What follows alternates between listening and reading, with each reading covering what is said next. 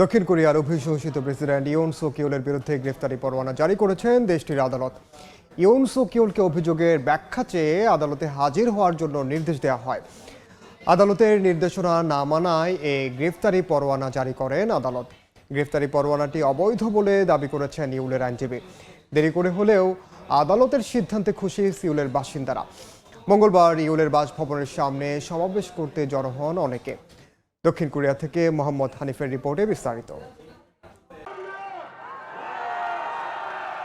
অভিশংসনের পর থেকে ইয়ন সো কিওলের গ্রেফতারের দাবিতে দক্ষিণ কোরিয়ার রাজপথে অবস্থান নেই হাজার হাজার মানুষ। তাৎক্ষণিক কোনো ব্যবস্থা না নিলেও তার বিরুদ্ধে থাকা অভিযোগের ব্যাখ্যা চেয়ে আদালতে হাজির হওয়ার নির্দেশ দেওয়া হয়। দক্ষিণ কোরিয়ার ইতিহাসে এই প্রথম কোনো বর্তমান প্রেসিডেন্টের বিরুদ্ধে গ্রেফতারি পরোয়ানা জারি করা হলো। স্থানীয় সময় মঙ্গলবার দেশটির আদালত ইয়নকে গ্রেফতারি পরোয়ানা জারি করে। তাকে গ্রেফতারে 48 ঘন্টার সময় বেঁধে দিয়েছে। শুধু তাই নয়, তদন্তের জন্য সিউলের ইয়ংসানে ইয়নের বাসভবন তল্লাশি করার নির্দেশ দিয়েছেন আদালত। তবে ইয়ন সো কিওলের আইনজীবী ইয়ন ক্যাপ কিউন দাবি করেছেন, ইয়োলের বিরুদ্ধে আদালতে গ্রেফতারি পরোয়ানা জারি সম্পূর্ণ অবৈধ। সামরিক আইন জারি করার কারণে কোনো বিশৃঙ্খলাও তৈরি হয়নি বলেও মন্তব্য করেন কিউন। অন্যদিকে আদালতের সিদ্ধান্তে সন্তোষ প্রকাশ করেছেন ইয়ন বিরোধীরা। মঙ্গলবার রাজধানী সিউলে তার বাসভবনের বাইরে জড়ো হয়ে সমাবেশ করেন হাজারো মানুষ। বারবার আদালতের ডাকে সাড়া না দিয়ে তিনি আরো ঘৃণিত কাজ করেছেন। সামরিক আইন জারির কথা বলার পরেই তাকে গ্রেপ্তার করা উচিত ছিল।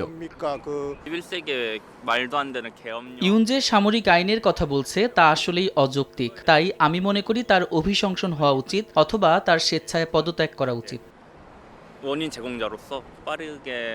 18, 25 এবং সর্বশেষ 29 ডিসেম্বর ইয়ন সো কিওলকে অভিযোগের ব্যাখ্যা চেয়ে আদালতে হাজির হওয়ার নির্দেশ দেওয়া হয়। আদালতের নির্দেশনা না মেনে উপস্থিত না হয় মঙ্গলবার তার বিরুদ্ধে গ্রেফতারি পরোয়ানা জারি করেন আদালত। সোমবার তদন্ত দল জানায়, যৌথ দলগুলোর সদর দফতর থেকে সিউল ওয়েস্টার্ন ডিস্ট্রিক্ট আদালতে ইয়ন সো কিওলের বিরুদ্ধে গ্রেফতারি পরোয়ানা জারির আবেদন করা হয়। সেখানে ইয়নের বিরুদ্ধে ডিসেম্বরের সামরিক আইন জারির মাস্টার মাইন্ড ও ক্ষমতার অপব্যবহারের অভিযোগও তুলে ধরা হয়। 3 ডিসেম্বর দক্ষিণ কোরিয়ায় সামরিক আইন জারি করেছিলেন ইয়ন, কিন্তু জনগণের বিরুদ্ধে তীব্র প্রতিবাদ জানালে সামরিক আইন জারি 6 ঘন্টার মাথায় তা প্রত্যাহার করে নিতে বাধ্য হয়েছিলেন তিনি। এর জেরে 14 ডিসেম্বর পার্লামেন্টে তিনি অভিশংসিত হন। তাকে বরখাস্ত করা হয়। তবে সাংবিধানিক আদালত যদি ইয়নের অভিশংসন বহাল রাখেন, তাহলেই তাকে প্রেসিডেন্টের পদ থেকে অপসারণ করা যাবে। দক্ষিণ কোরিয়া থেকে মোহাম্মদ হানিফ, সময় সংবাদ।